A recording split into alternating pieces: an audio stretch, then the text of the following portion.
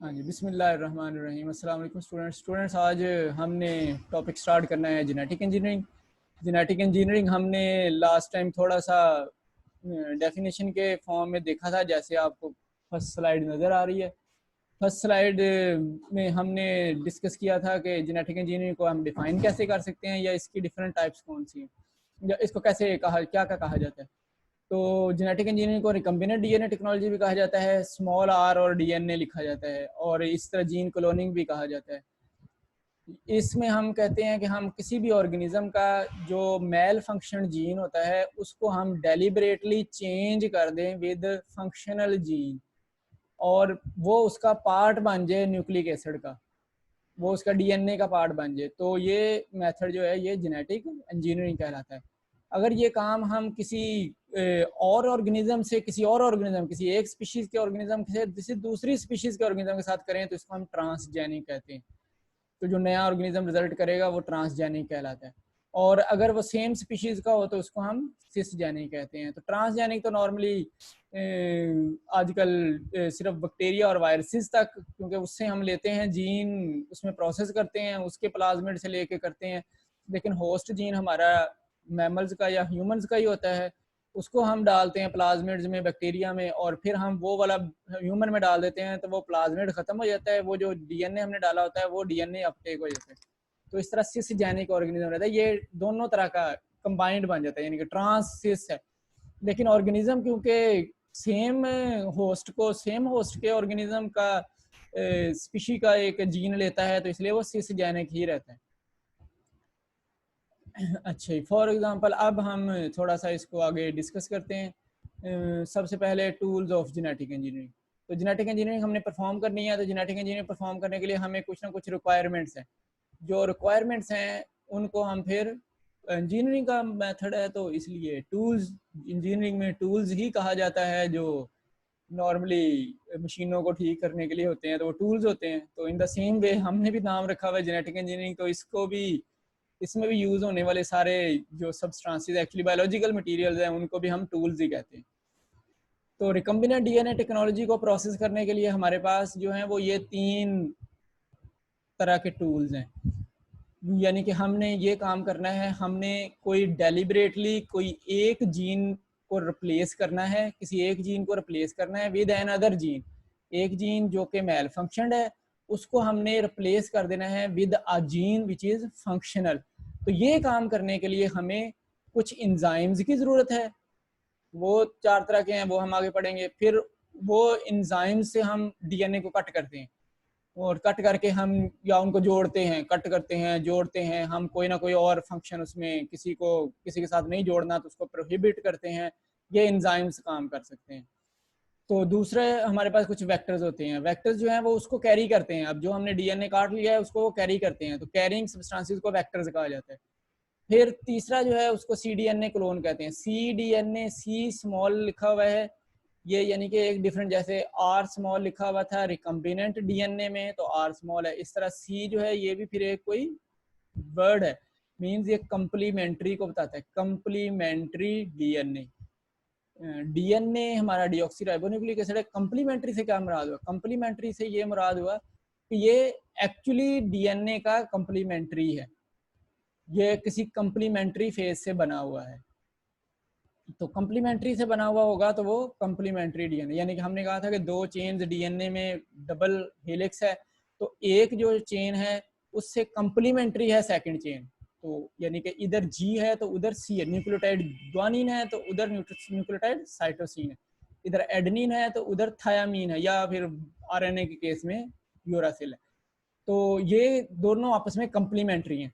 If we have prepared a DNA which is complementary to something, then it will be complementary DNA. Complementary to something से मुराद अब RNA हो सकता है, DNA, क्योंकि RNA complementary sequence होती है डीएनए की। जब आरएनए कॉपी होता है, हमने ये पीछे पढ़ा था जीन एक्सप्रेशन में कि डीएनए से आरएनए कॉपी बनती है, मैसेंजर आरएनए कॉपी बनती है, तो ये messenger RNA complementary to DNA होता है। तो जो कंप्लीमेंट्री सीक्वेंस बनी है, अगर इससे हम वापस बना दें डीएनए तो फिर वो कंप्लीमेंट्री टू सी आरएनए होगा, वो डीएनए जो होगा वो कंप्लीमेंट्री टू आरएनए होगा। तो उस डीएनए को जो आरएनए से इस तरह बनेगा वो cDNA, कम्प्लीमेंट्री डीएनए कहलाएगा।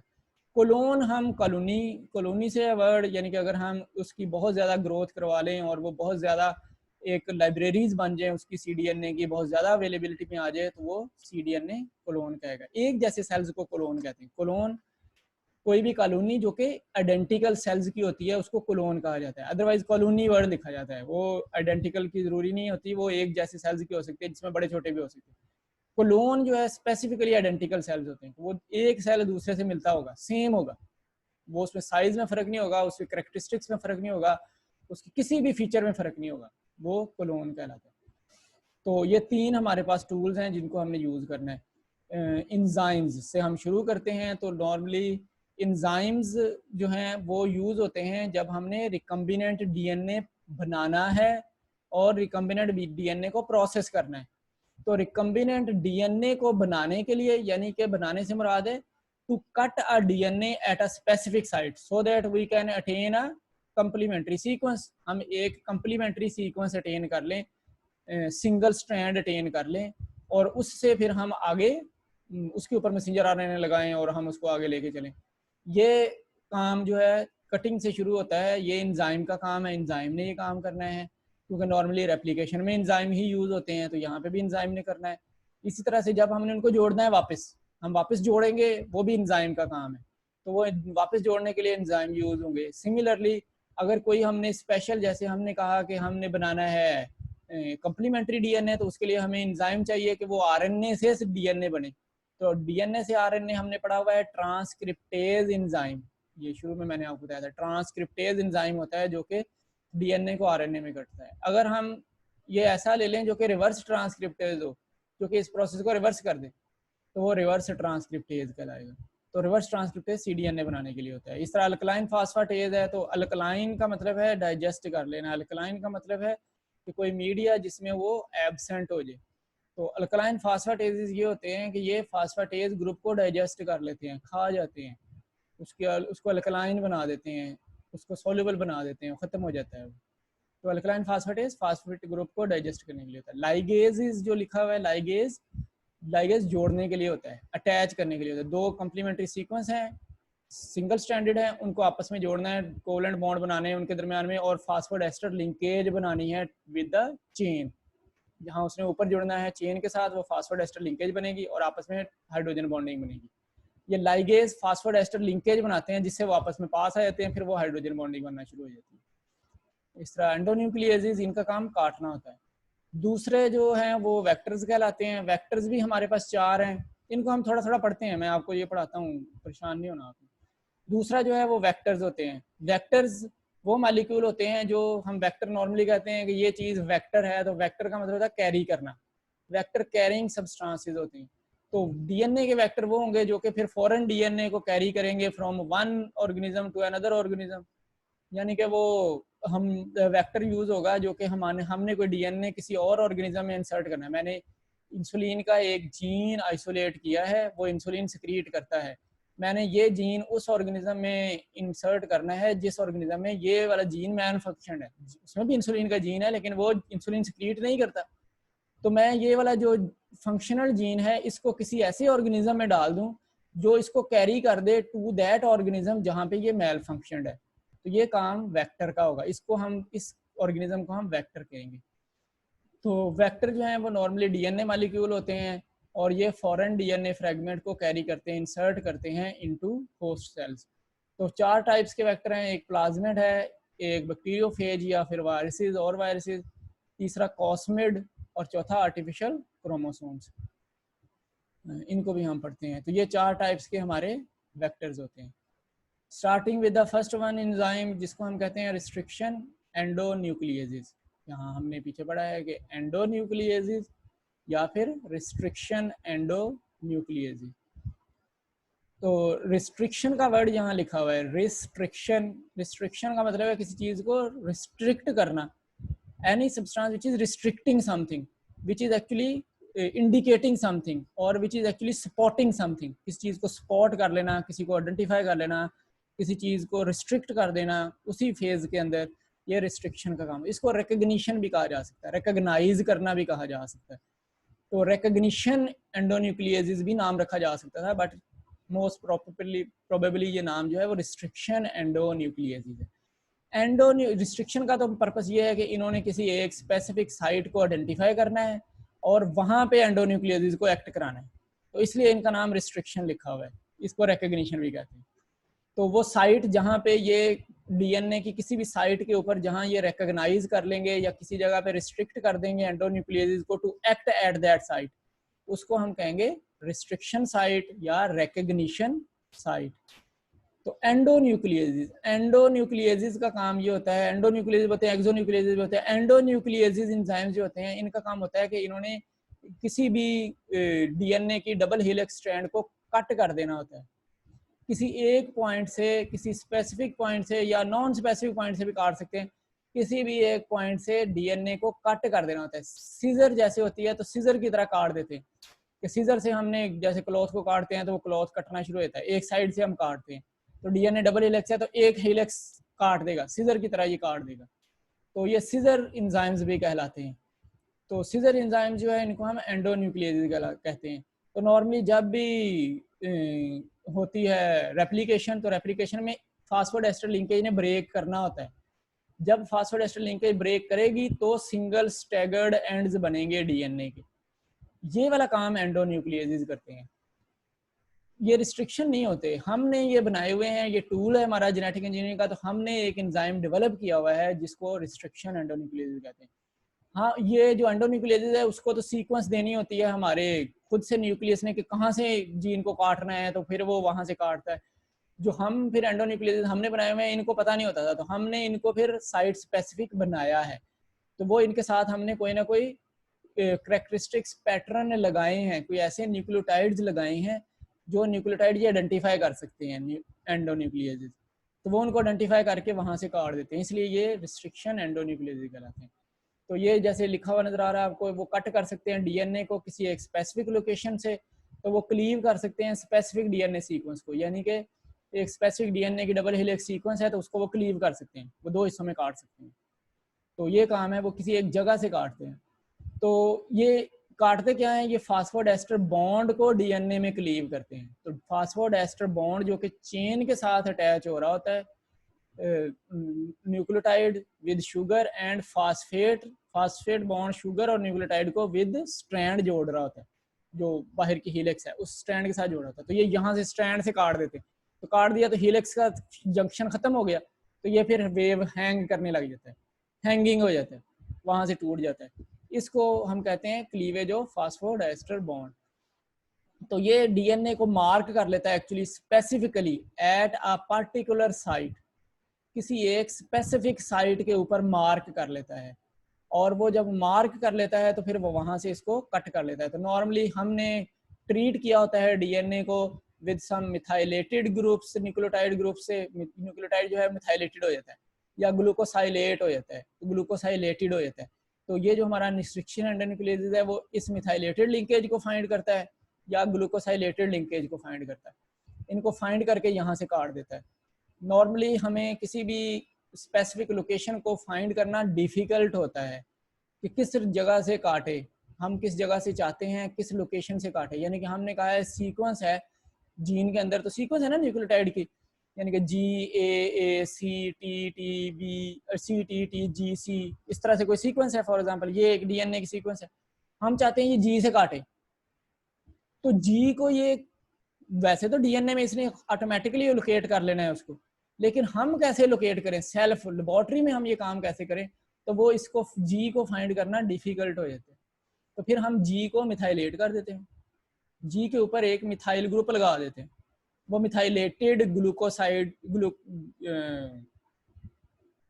क्या बेस न्यूक्लियोटाइड का नाम भूल गए, तो मिथाइलेटेड हो जाती है। इस तरह ग्लूकोसाइलेटेड हो जाती है, ग्लूकोसाइलेट ग्रुप हम लगा देते हैं उसके साथ। तो ग्लाइसिन जो होती है वो मिथाइलेट हो जाती है या ग्लूकोसाइलेट हो जाती है, जिसकी वजह से ये एंडोन्यूक्लियेसिस मिथाइलेटेड ग्रुप को आइडेंटिफाई करता है, वहां जाके जुड़ जाता है और वहां से काट देता है, या ग्लूकोसाइलेटेड को आइडेंटिफाई करता है और वहां से जाके काट देता है। ये रिस्ट्रिक्शन एंडोन्यूक्लियेसिस होते हैं। तो ये इनकी ये प्रॉपर्टी होती है, ये नीचे जो 2 लाइनें लिखी हैं ये प्रॉपर्टी है कि जब ये काटेंगे डीएनए को, किसी एक फास्फोडाइस्टर लिंकेज को काटेंगे तो दोनों एंड्स को सेपरेट कर देंगे, 2 सिंगल स्टैगर्ड स्ट्रैंड्स बना देंगे।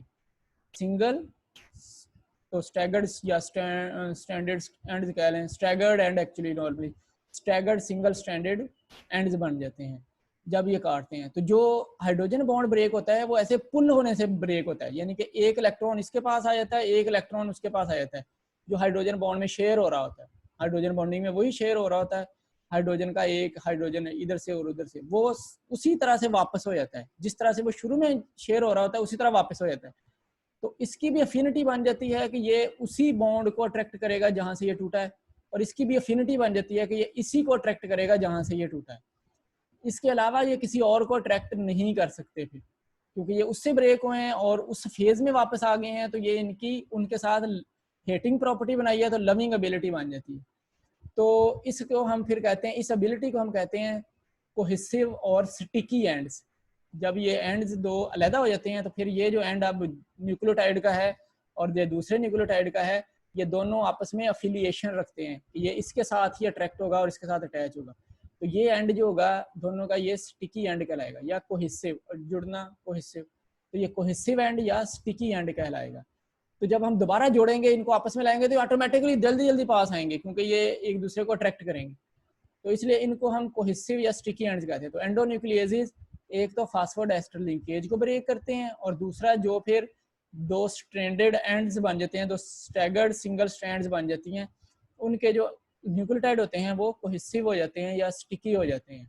तो जब हम उनको हम किसी और डीएनए के साथ, जिसको हमने इसी एंडोन्यूक्लियेसिस से ट्रीट किया होगा, जिससे हमने, अगर हमने प्लाज्मिड को एंडोन्यूक्लियेसिस से ट्रीट किया है तो उसका सिंगल स्ट्रैंडेड एंड बना है, हमने डीएनए फॉरेन डीएनए को क्लीव किया है विद द सेम एंडोन्यूक्लियेसिस, तो दोनों ने एक जैसे स्टिकी एंड्स बनाए हैं।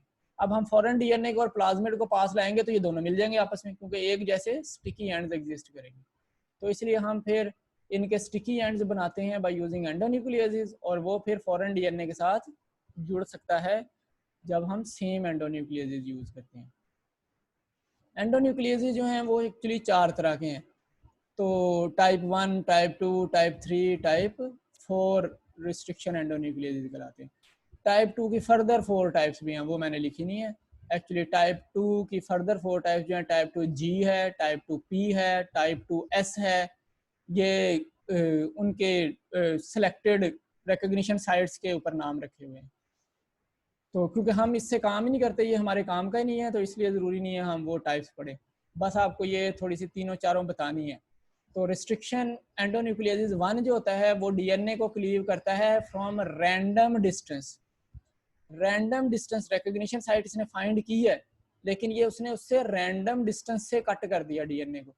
तो जो स्टार्टिंग न्यूक्लियोटाइड हमें चाहिए था कि हम इस न्यूक्लियोटाइड से आगे सीक्वेंस चलाना चाहते हैं, हम इस न्यूक्लियोटाइड से आगे डीएनए बनाना चाहते हैं, तो वो नहीं फिर मिलता, क्योंकि ये किसी रैंडम पोजीशन से काट देता है, स्पेसिफिकली रिकॉग्निशन साइट से नहीं काटता, इसलिए ये हमारे काम का नहीं होता है रिस्ट्रिक्शन एंडोन्यूक्लियेसिस। टाइप 2 रिस्ट्रिक्शन एंडोन्यूक्लियेसिस जो है वो बिल्कुल डिफाइंड पोजीशन से काटते हैं, जहां पे इन्होंने रिकॉग्निशन साइट ली है, ये उसी रिकॉग्निशन साइट से उसको कट करते हैं। तो रिकॉग्निशन साइट से कट करने की वजह से ये सुपीरियर एंजाइम कहलाता है। लेकिन इनमें एक मसला ये है कि इनसे फिर वो प्रॉपर स्टैगर्ड एंड जो स्टिकी एंड्स हैं वो नहीं बनते, स्टिकी एंड्स जो हैं वो अपीयर नहीं होते। तो इसलिए टाइप 2 भी इतने ज़्यादा कॉमनली यूज़ नहीं होते। नॉर्मली बैक्टीरिया में बहुत ज़्यादा रिस्ट्रिक्शन एंडोन्यूक्लियेसिस 2 का काम है। फिर एक 3 है रिस्ट्रिक्शन एंडोन्यूक्लियेसिस 3 जो है वो भी रिकॉग्निशन सीक्वेंस से बाहर से काटते हैं, उससे यानी कि 2 स्टेप छोड़ के काटेंगे, और काटने के लिए भी इनको चाहिए होता है कि 2 सीक्वेंसेस एग्जिस्ट करती हों ऑपोजिट टू ईच अदर, जिन दोनों को काटना हो इन्होंने। तो यानी कि सेम डीएनए हो, 2 डीएनए सेम हो, तो फिर ये एक इधर वाला काट देंगे, एक इधर वाला डीएनए काट देंगे, इन दोनों के 4 स्टैगर्ड एंड बना देंगे। अगर 2 डीएनए सेम नहीं है पास पास, तो फिर ये ना इसको काटेंगे ना इसको काटेंगे। ये 3 का प्रॉब्लम है। तो हमारे पास एक ही डीएनए होता है, तो हमें चाहिए होता है कि वो एक को काटे, दूसरे की जरूरत नहीं है। तो 3 हमारे इसलिए यूज का नहीं होता एक्चुअली, ये काटता बिल्कुल स्पेसिफिक साइट से ही होता है, यानी कि उससे आगे पीछे से। तो एंडोन्यूक्लियोसिस 3 इसलिए काम का नहीं है कि ये रिकॉग्निशन सीक्वेंस के काटता तो बाहर से है, यानी कि एक या दो एंड बाहर से काट देगा, तो वो प्रमोटर भी होता है शुरू में, तो वो वहां से काट देता है। लेकिन प्रॉब्लम ये होता है कि जब ये वहां से काट देता है तो इसको जरूरत होती है कि ये वैसा ही एक डीएनए साथ भी काटे, दो सीक्वेंसेस को इकट्ठा काटेगा ये 3, यानी कि दो डीएनए एग्जिस्ट करते हैं इकट्ठे, तो एक इसकी सीक्वेंस काटेगा, एक इसकी सीक्वेंस काटेगा, क्योंकि इसने 5 एंड काटना होता है, 3 एंड नहीं ये काट सकता। एंडोन्यूक्लियोसिस 5 एंड काटते हैं, 3 एंड नहीं काटते। ये डबल हेलिक्स इस तरह चल रही है तो इस साइड पे 5 एंड आता है, इस साइड पे 3 एंड आता है, तो ये 5 एंड काटते हैं। ये डबल हेलिक्स चल रही है तो इस साइड का 5 एंड है, इस साइड का 3 एंड है, तो ये 5 एंड इसका काटेंगे, ये इधर से ये काटेगा और इधर से इस डीएनए का ये काटेगा। ये दो सीक्वेंसेस अगर होंगी तो ये ओरिएंटेशन को काटेगा सेम डीएनए की, लेकिन अगर नहीं होगी तो फिर ये नहीं काटेगा। अंडरस्टैंडेबल है। तो इसलिए एंडोन्यूक्लियोसिस 3 भी हमारे ज़्यादा काम के नहीं होते, क्योंकि हमारे पास ऐसा कोई डीएनए नहीं है जिसमें ऑपोजिट ओरिएंटेशन सेम होती है। यानी कि अगर एक ही डीएनए हो इसमें ये ओरिएंटेशन और ये ओरिएंटेशन सेम हो, ये ऐसे नहीं होता। ये वायरसेस बैक्टीरिया में होता है कई दफ़ा के ये भी सेम होती है, ये भी सेम होती है, तो वो सेम होने की वजह से काट लेता है, लेकिन अदरवाइज नहीं तो फिर दो होंगे तो ये इसका काटेगा और इसका काटेगा, अदरवाइज ये नहीं काटेगा। रिस्ट्रिक्शन एंडोन्यूक्लियोसिस 3। तो फिर हमारे पास 2 बच गया, या फिर एक टाइप है 4 जो टाइप है वो नहीं काट सकती, किसी भी वो पोजीशन को आइडेंटिफाई नहीं कर सकती, वो सिर्फ आइडेंटिफाई कर सकती है किसी मॉडिफाइड पोजीशन को। जैसे हमने पढ़ा कि हम मिथाइलेटेड या ग्लाइकोसाइलेटेड न्यूक्लियोटाइड कर देते हैं, न्यूक्लियोटाइड को ग्लाइकोसाइलेट कर देते हैं या न्यूक्लियोटाइड को हम मिथाइलेट कर देते हैं। तो अगर ये मिथाइलेटेड ग्रुप होगा तो 4 उसको ढूंढ लेगा, वहां पे जाके अटैच करेगा और अटैच करके उसको उसी वक्त कट कर देगा, वहीं से कट कर देगा। तो 4 हमारे बहुत ज़्यादा यूटिलिटी में है, ये फिर हमारे अपने बनाए हुए एंडोन्यूक्लियोसिस हैं। ये 2 और 1 जो हैं ये एक्चुअली एग्जिस्ट करते हैं माइक्रो ऑर्गेनिजम्स के अंदर, 3 भी हमारा बनाया हुआ है और 4 भी हमारा बनाया हुआ है। तो 3 हमने बनाया था वो सही नहीं बना, तो 4 जो है वो एक्चुअली एंडोन्यूक्लियोसिस हमारे बिल्कुल फंक्शनल है। तो हम जिसको मिथाइलेट या ग्लाइकोसाइलेट कर देते हैं ये उसको ही वहीं से कट करता है। अच्छा, तो ये 4 हमारे एंजाइम है। तो फॉर एग्जांपल ये आप इस स्लाइड में देख सकते हैं, मैंने एक एग्जांपल यहाँ पे आपको दिखाई है ई कोराई। ये ई कोलाई का एक एंडोन्यूक्लियेज टाइप 4 रिस्ट्रिक्शन एंडोन्यूक्लियेज है। टाइप 2 है, इसको हम टाइप 4 भी बना सकते हैं, ये टाइप 2 है, टाइप 4 भी बन सकता है। तो ये आइडेंटिफाई करता है इस सीक्वेंस को GAATTC। अगर ये सीक्वेंस एग्जिस्ट करती है तो ये G के ग्रुप को आइडेंटिफाई कर लेता है ई कोराई रिस्ट्रिक्शन एंडोन्यूक्लियेज एंजाइम। तो ये जैसे सीजर बनाई है तो ये यहाँ से काट देगा यहाँ से। इन द सेम वे ये इधर से भी काट देगा, इस G से भी काट देगा, दूसरे वाली स्ट्रैंड को इस G से भी काट देगा, इधर से काट देगा, और ये G से इस स्ट्रैंड को भी काट देगा, क्योंकि यही पूरी सीक्वेंस है। तो G के एंड पे C है तो उसके C के एंड पे G आएगा और इसके G के एंड पे C आएगा। तो ये इस G से काटेगा और इस G से काटेगा। जब ये इसको काट देगा तो ये यहाँ तक G तक रह जाएगी, ये सीक्वेंस रह जाएगी, यानी कि GGTCAG रह जाएगी, और फिर ये नीचे यह A तक चली जाएगी। तो ये नीचे वाली A तक इतना जो है पार्ट वो स्टैगर्ड स्टिकी एंड बन जाएगा, सिंगल स्ट्रैंड स्टिकी एंड बन जाएगा। ये सेपरेट हो जाएगा और दूसरा ये सेपरेट हो जाएगा, यानी कि ये AATC ये, और नीचे ये G से GCGACT ये यहाँ से सेपरेट हो जाएगा। तो ई कोराई इस तरह से इस सीक्वेंस को आइडेंटिफाई करता है, ये रिकॉग्निशन साइट है, G रिकॉग्निशन उसकी साइट है, और यहाँ से वो फास्फोडाइस्टर लिंकेज ब्रेक कर देगा। तो ये जो एक टेबल है इसमें कुछ रिस्ट्रिक्शन एंजाइम्स के नाम दिए हैं, जैसे ये ई कोराई मैंने यहाँ पे आपको बताया, तो इसमें भी ये ई कोराई लिखा हुआ है, ये ई कोलाई एस्चेरिचिया कोलाई का एंजाइम है। तो ये इसकी सीक्वेंस है जिसको ये काटता है, GAATTC, ये देखें GAATTC, ये इसको कट करता है। इसी तरह से ये BAM H1 है, HI है, तो ये बैसिलस की कैटेगरी में से आता है। तो इस ये GGATCC यहाँ से आता है, तो ये भी G से काटता है लेकिन इस सीक्वेंस को आइडेंटिफाई करके। 5 एंड ही काटते हैं डीएनए का, ये भी 5 एंड काटता है।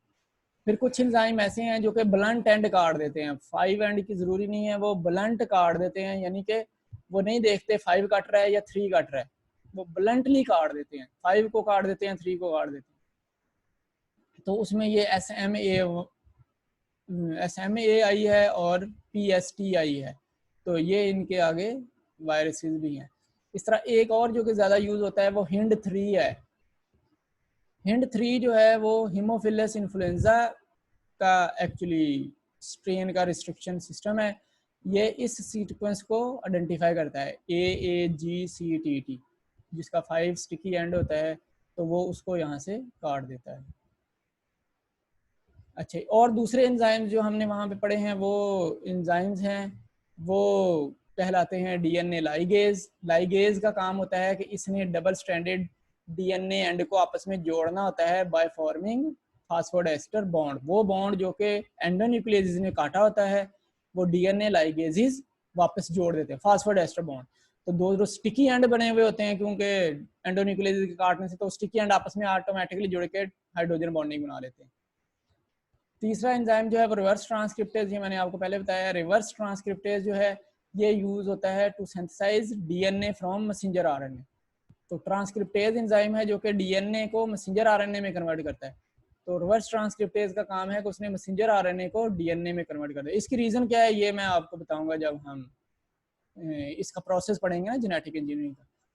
तो अल्कलाइन फास्फेटेज है एक एंजाइम। अल्कलाइन फास्फेटेज का काम है कि इसने 5 फास्फोराइल ग्रुप डीएनए का डाइजेस्ट कर देना है, खत्म कर देना है। अगर 5 फास्फोराइल ग्रुप खत्म हो जाएगा तो अब डीएनए लाइगेज उसको जोड़ नहीं सकता, क्योंकि वो तो फास्फोडाइस्टर लिंकेज ही बनाता है। तो अगर फास्फेट ग्रुप ही नहीं है, फास्फोरिक एसिड ही खत्म हो गया है, फास्फोराइल ग्रुप ही खत्म हो गया है, तो वो फिर कैसे उसको जोड़ेगा? 5 कार्बन के ऊपर फास्फेट ग्रुप ही नहीं है, तो वो उसको अटैच नहीं कर सकता। तो ये इसलिए क्योंकि डीएनए में ये मसला है कि जब हमने प्लाज्मिड को एक्चुअली काटा हुआ होता है, प्लाज्मिड फॉरेन डीएनए को उसके अंदर लगाने के लिए वेक्टर के तौर पे प्लाज्मिड हमने यूज़ किया होता है, तो जब उसको हम रिस्ट्रिक्शन एंडोन्यूक्लियस एंजाइम से ट्रीट करते हैं वो स्टिकी एंड बन जाते हैं, स्टैगर्ड प्लाज्मिड बन जाता है, तो वो आपस में ही दोबारा जुड़ जाता है। डीएनए लाइगेज जब हम डालते हैं, हम उसमें डालते हैं दूसरा फॉरेन डीएनए भी, तो फॉरेन डीएनए क्योंकि और स्ट्रक्चर का होता है, जरा बल्की होता है, ये प्लाज्मिड डीएनए जरा लाइट होता है, तो ये अपने जैसा ढूंढता है, वो लाइट डीएनए ढूंढता है। तो ये प्लाज्मिड प्लाज्मिड के साथ जुड़ जाता है, प्लाज्मिड फॉरेन डीएनए के साथ नहीं जुड़ता। तो इसलिए हम चाहते हैं कि जो प्लाज्मिड का फास्फोराइल ग्रुप है वो खत्म हो जाए। अगर प्लाज्मिड का फास्फोराइल ग्रुप नहीं होगा तो वो प्लाज्मिड के साथ नहीं जुड़ सकता, क्योंकि उसको तो 5 फास्फेट ग्रुप रिक्वायर्ड है अटैच होने के लिए। तो 5 फास्फेट ग्रुप फॉरेन डीएनए के साथ होगा।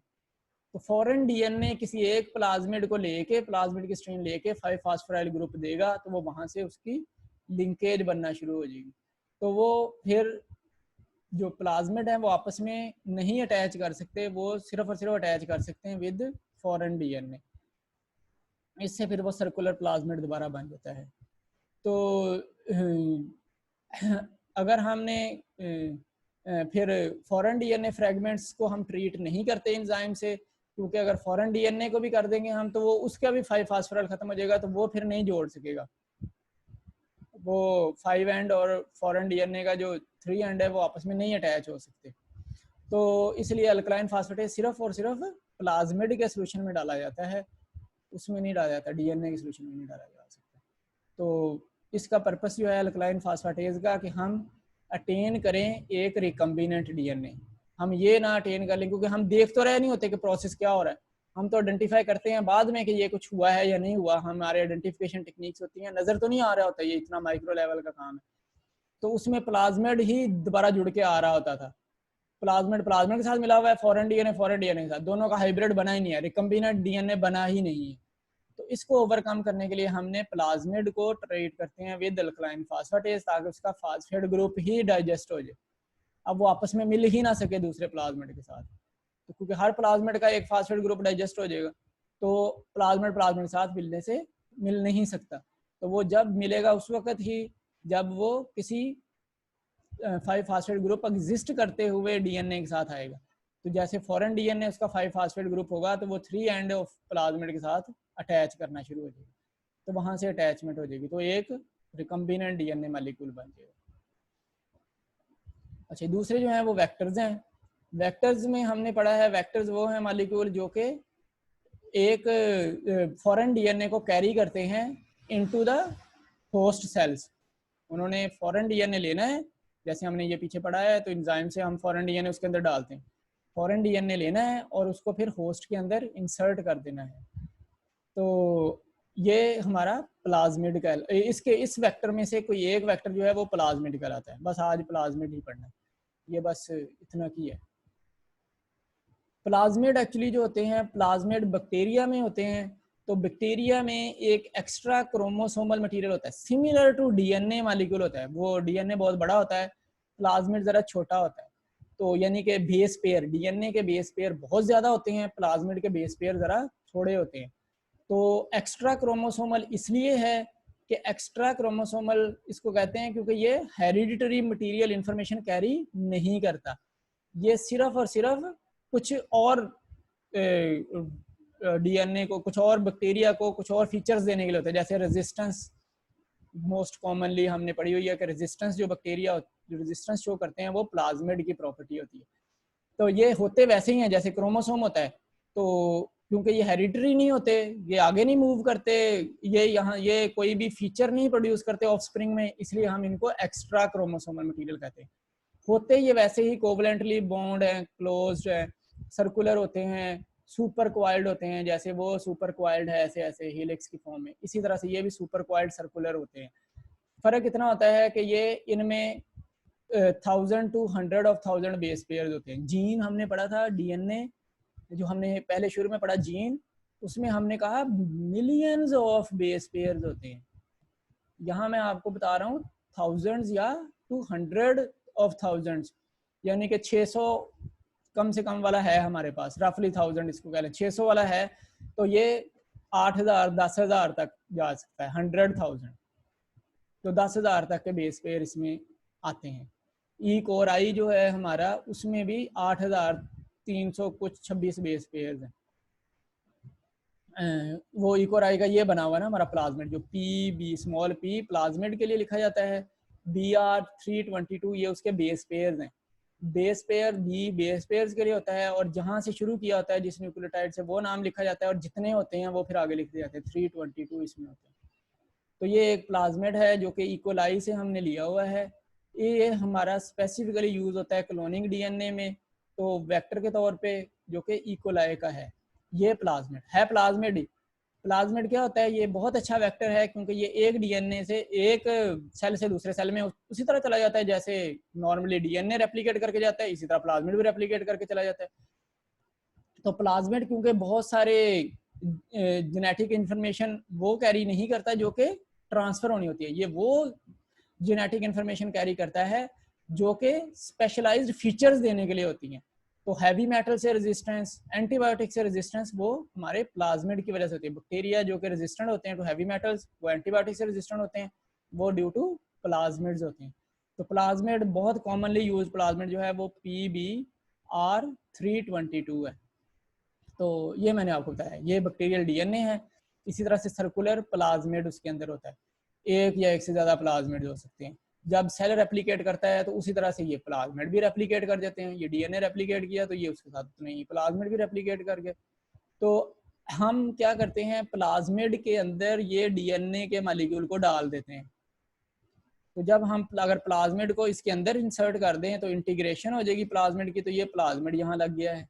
अब सेल रेप्लिकेट करेगा तो प्लाज्मिड और डीएनए मिला हुआ होगा, तो ये वेक्टर है। तो वेक्टर प्लाज्मिड डीएनए के साथ इनकॉर्पोरेट किया जा सकता, खुद से नहीं होता, हम इसको इनकॉर्पोरेट कर सकते हैं। तो ये इसलिए ये वेक्टर कहलाता है। तो प्लाज्मिड पे जो इन्फॉर्मेशन होगी वो इस डीएनए के अंदर चली जाएगी, तो DNA hybrid DNA, recombinant DNA बन जाएगा। ये वेक्टर हमारा प्लाज्मिड वेक्टर कहलाता है। अच्छा चलें, जज़ाकल्लाह बच्चों। कोई भी क्वेश्चन हो तो वो फिर क्वेश्चन आप व्हाट्सएप के थ्रू सेंड कर दीजिएगा।